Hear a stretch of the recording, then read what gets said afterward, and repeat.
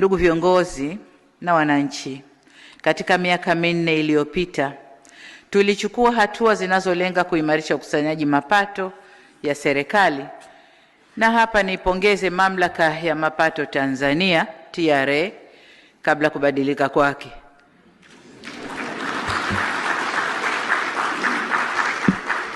Tutalijadili serikalini kama tunataka kubadilika au vipi, tutakwenda kwenye services au jina jingine, lakini kwa sasa TRA.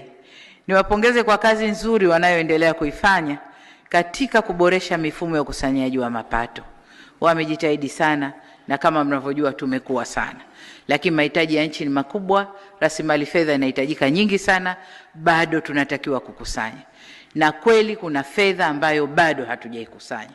Kwa lazima tuikusanye ili tuweze kufanya mambo yetu.